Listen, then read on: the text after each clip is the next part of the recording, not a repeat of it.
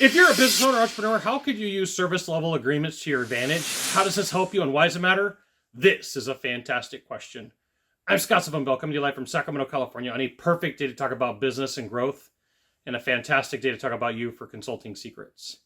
All right, so a service level agreement is something you typically hear about in the tech world. So if you have a business and you have a dedicated internet line that comes in, you probably will have a service level agreement that comes from the people who host your internet.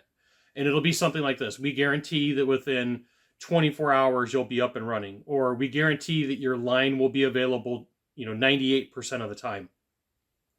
And one of the things that you find is in business, you make promises anyway. And there's things that you do for clients, but you may not state them. And that is a mistake for this reason, because your buyer is looking for something different than you do. And there's a couple of different ways that you could use these service level agreements to your advantage. One is just by stating what your beliefs are. So if you have a service company and that service company says that you'll be out within 24 hours, that is by definition a service level agreement. Now, one of the ways that you could dimensionalize that is you would turn a service level agreement into a guarantee. We guarantee that we'll be out within 24 hours.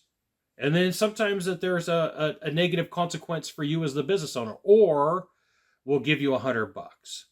Okay, so that is not just a way that you have a service level agreement, but it's also a way for you to distinguish your difference in the marketplace.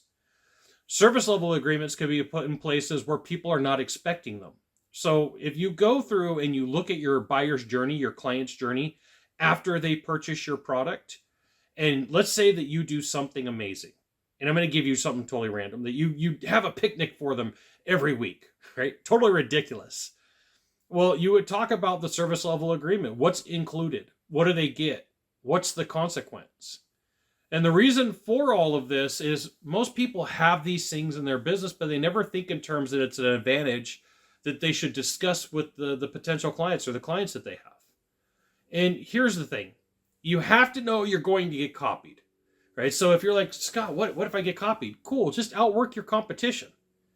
You can add another service level agreement. You can modify it and make it stronger. You can modify it and make it better. So think in terms, if I had a guarantee, what would I do if it got copied?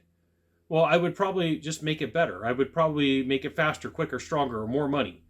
You could do the same thing. Now, here's the thing. If you're looking to sell your business in the next 2 to 3 years, and you want some help with the exit strategies through general consulting, you should reach out to the Deal Hotline, 888-DEAL-919, 888-DEAL-919, and a member of my team will get back to you. No deal is too big. Service level agreements are things that in most businesses and services, they don't talk about. This is absolutely something that comes from the tech world more than anything else. And so what you could do is you can go through department by department and say, what's our biggest advantage? What's the thing that we give as a benefit to the client that nobody else does? And then you turn that into a service level agreement, and then you turn that into a guarantee. People want to know that they're getting taken care of. Guarantee is risk reduction, resistance reduction, and it's ways for people to feel comfortable with making a decision. It's ways for people to say, I think that's something that I would really want to do.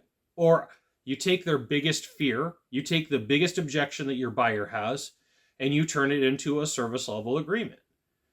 I don't know necessarily the industry of the service that you're coming from, but let's just go back to, I'm scared that I'm not going to have somebody take care of me if something breaks.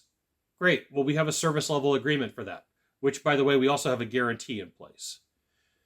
This isn't something that should take thousands of hours or hundreds of hours to put together. It's something that you could brainstorm week by week for each department. But the first place to start is going to be sales. The next place to start is going to be through communication. That might be your frontline office staff, your CSRs. And then also take a look at your complaints. So this is where a lot of people forget that you have a lot of strengths. Complaints in your service, but not just yours, but the industry's. What is the industry complaining about? So if you went and looked at reviews about the industry and they said people are consistently late, that's a possibility for you to put a service level agreement in place that when you do business with us, this is the metric for us being on time. This is what we agree to. right? So you always tie it to you doing business with the person. Like when you do business with us, here is what you're going to receive. We will be within 10 minutes of our start time. The thing is, now you got to live up to it. It makes you have a better company, a better organization. You got 1 of 3 things to do from here. Just 1 of 3. Find the subscribe button. Click on it. Every time I send out a video, you'll get an update. 2, hit follow. 3, you know what you got to do. Share this video with a friend. We'll see you soon. Thanks for watching.